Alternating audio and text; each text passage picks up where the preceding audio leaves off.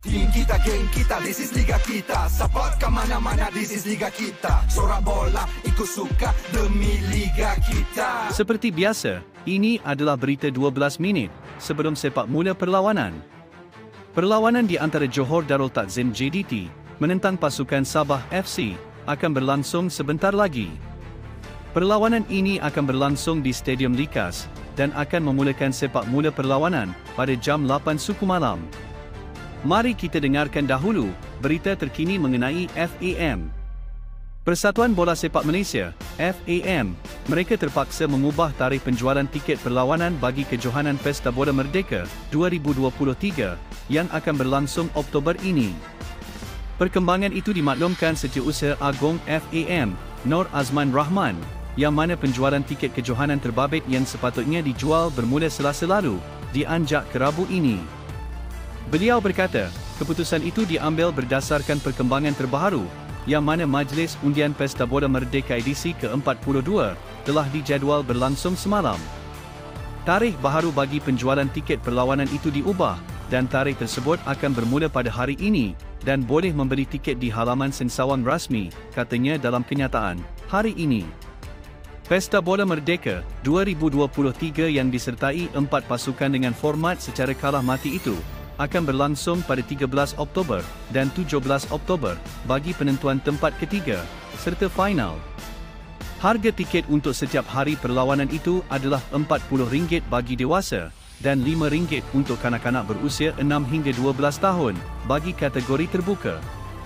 RM60 bagi kategori Grandstand dan RM80 bagi kategori Premium. FAM bagaimanapun memperkenalkan tiket combo, yang mana penyokong Harimau Malaya berpeluang untuk membeli tiket bagi kedua-dua hari perlawanan pada 13 dan 17 Oktober pada satu harga istimewa, iaitu RM70 bagi kategori terbuka sahaja. Tiket combo RM70 berkenaan akan dijual dalam tempoh terhad, bermula 9 Ogos hingga 5 September ini. Seterusnya, tiket kategori terbuka pada harga normal, serta tiket kategori Grandstand dan Premium pula, hanya akan dijual bermula 6 September ini. Mengulas Faisal Halim, Kem Pangon mahu selamatkan beliau. Ketua Jurulatih Skuad Kebangsaan, Kem Pangon menjelaskan, barisan kejurulatihan Harimau Malaya akan cuba membantu Faisal Halim untuk berada pada tahap terbaik dan bersedia dipanggil menyertai kem latihan pusat bulan depan. Ia susulan tonggak jentera serangan Harimau Malaya itu terpaksa berehat sebulan akibat penggantungan yang dikenakan oleh Persatuan Bola Sepak Malaysia, FAM. Situasi itu menyaksikan Faisal terlepas beberapa perlawanan bersama Selangor dalam saingan Liga Malaysia, sekaligus menimbulkan keraguan penyokong sama ada dia akan dipanggil bagi aksi persahabatan berdepan Syria dan China bulan depan atau tidak. Kem Pangon bagaimanapun percaya bahawa penggantungan itu tidak akan memberikan kesan yang besar terhadap persembahan Faisal, yang sebelum ini menjadi tonggak penting Harimau Malaya. Isu penggantungan Faisal memang sukar buat kami. Namun, dia bermain semua perlawanan beberapa bulan sebelum ini, jadi dia hanya terlepas beberapa perlawanan. Saya berasa ia tidak memberi kesan yang besar kepada persembahan dia. Kami mengambil berat mengenai perkara itu, dan akan maklumkan kepada dia bagaimana kami boleh bantu. Saya fikir kami akan cuba yang terbaik bantu dia, untuk dia berada pada keadaan terbaik bagi kem latihan pusat September ini. Itulah kata Kem Pangon kepada pemberita selepas proses undian Pesta Bola Merdeka di Wisma FAM semalam. Sebelum ini, Presiden FAM, Datuk Hamidan Muhammad Amin menjelaskan, pihaknya menyerahkan kepada Pangon sama ada mahu memanggil Faisal atau sebaliknya, bagi kem latihan bulan depan. Faisal atau lebih dikenali sebagai Miki, telah dikenakan hukuman, susulan kenyataan yang dikeluarkannya ketika temu bual media, selepas berdepan Sabah FC, April lalu. Dia sebenarnya digantung 4 bulan, bermula 25 Julai hingga 21 November ini, namun hanya dikenakan penggantungan selama sebulan, yang mana penggantungan 3 bulan seterusnya ditangguh terlebih dahulu, tertakluk kepada kelakuan baik selama 12 bulan, bermula tarikh 24 Ogos 2023.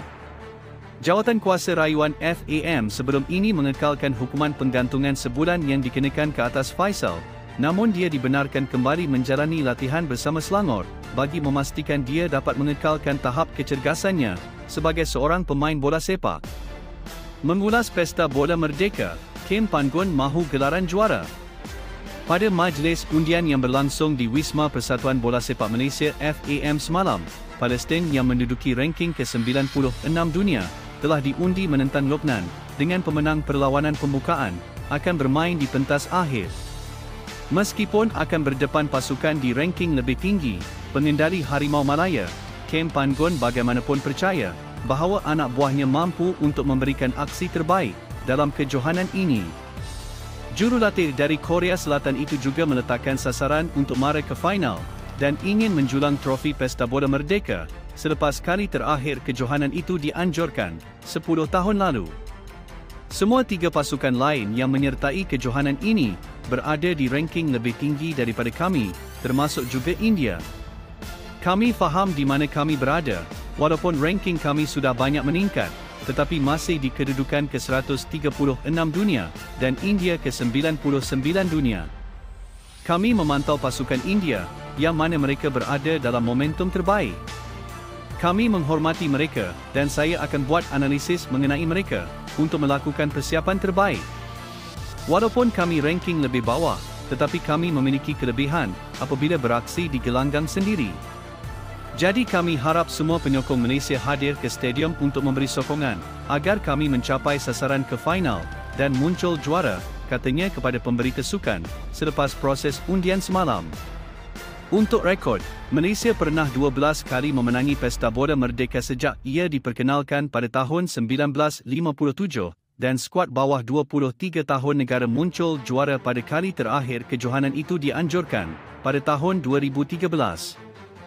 Bagi edisi ke-42 ini, dua aksi pembukaan akan berlangsung pada 13 Oktober dan penentuan tempat ketiga serta aksi final telah dijadualkan pada 17 Oktober dengan semua aksi berlangsung di Stadium Nasional, Bukit Jalil. Dalam masa yang sama, Persatuan Bola Sepak Malaysia mengharapkan jasa baik daripada setiap kelab bagi melepaskan pemain menyertai kem latihan skuad bawah 23 tahun kebangsaan bagi mengharungi Piala AFF B23 bermula Ahad ini.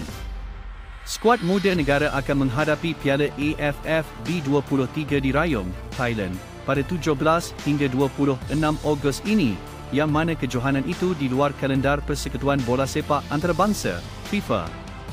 Setiausaha Agung FAM, Nur Azman Rahman menjelaskan, kami sangat berharap barisan pemain terbaik dapat menyertai skuad B23 bagi meraih keputusan positif dalam kejohanan terbabit. Itulah katanya secara ringkas ketika ditanya mengenai jaminan tidak akan berlaku isu pasukan enggan melepaskan pemain bagi menyertai kem latihan pusat kali ini. Semalam, FAM telah mengumumkan senarai 25 pemain yang dipanggil oleh Ketua Jurulatih B23 Kebangsaan, E. Elavarasan, bagi menyertai kem latihan pusat skuad Harimau Malaya bawah 23 bermula Ahad ini. Berdasarkan senarai itu, tiada kelibat nama besar seperti Luqman Hakim Syamsuddin, Noor Alain, atau Arif Aiman Hanapi yang akan dipanggil. Pemain Immigration FC, Muhammad Hazim Abu Zaid, akan menjadi wakil tunggal dari kelab Liga M3 yang disenaraikan Elavarasan. Bagi pemain yang terbabit dengan perlawanan Liga Super pada Ahad dan Isnin ini, mereka perlu melapor diri sehari selepas perlawanan terbabit. Mengulas persiapan di antara kedua pasukan malam ini, aksi getih menghadapi pendahulu Liga Super itu sudah pasti akan menyukarkan anak buah Dato' Ong Kem Swee. Penyokong juga tidak melepaskan peluang untuk turun memberikan sokongan dan ia telah buktikan apabila semua tiket yang dijual sudah habis dibeli oleh penyokongnya. Stadium Likas yang mempunyai kapasiti lebih 20,000 penonton itu bakal dibanjiri ribuan penyokong Sabah FC dan ia sememangnya bakal menjadi penyuntik semangat untuk skuad kendalian Dato' Ong Kem Swee untuk berjumpa juara bertahan Liga Super tersebut. Stadium Likas sememangnya dikenali sebagai gelanggang keramat Sabah FC, yang mana Derhinos tidak pernah mencatat kekalahan sepanjang 8 aksi Liga Super yang diadakan setakat ini di laman tersebut. Oleh itu, Tidak hairanlah jika terdapat pemain ke-12 Sabah percaya bahawa Derhinos mampu mengejutkan JDT di Likas, dan tidak kurang juga ada penyokong yang berfikir sebaliknya. Tampil mengulas perlawanan tersebut, bekas pemain bola sepak negara, Datuk Jamal Nasir mempunyai pandangan berbeza daripada penyokong, apabila mengatakan bahawa skuad Harimau Selatan pasti tidak mempunyai masalah untuk menumpaskan Derhinos di Stadium Likas.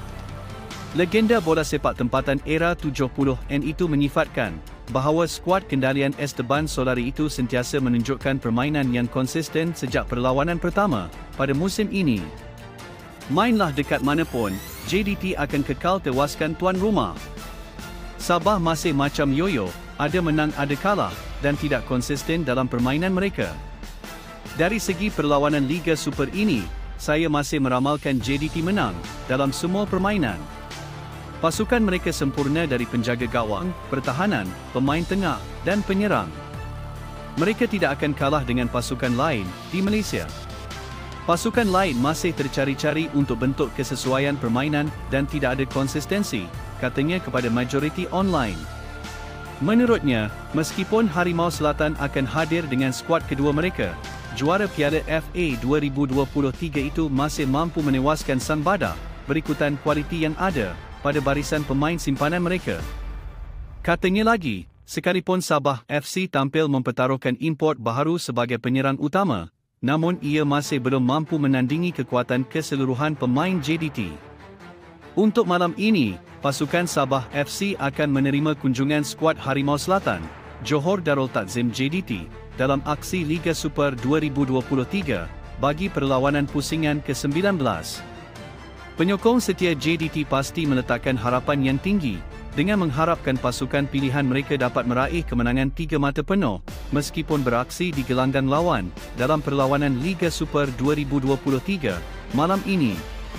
Seiring dengan harapan, kemenangan tersebut sudah tentu akan menjadi momentum untuk terus memperkuatkan pasukan dalam usaha memburu kejuaraan Liga Super buat kali ke-10 berturut-turut. Pasukan Sabah FC dijangka menghadapi tugas sukar berdepan dengan penyandang juara Liga Super pada aksi terkini Liga Super musim 2023. Namun, perlawanan ini merupakan peluang Sabah FC bagi membuktikan mereka mampu mencipta kejutan ataupun sekurang-kurangnya dapat meraih satu mata di tempat sendiri dalam usaha untuk memburu kedudukan pasukan terbaik dalam carta Liga Super 2023. Semua juga telah mengetahui JDT ketika ini dalam misi mempertahankan kejuaraan Liga Super 2023. Ia juga menyaksikan JDT dalam misi mempertahankan kejuaraan yang dimiliki selama 9 musim berturut-turut sepanjang di Malaysia. Pastinya perlawanan yang bakal berlangsung sebentar lagi menjadi satu perlawanan menarik untuk kita saksikan bersama-sama.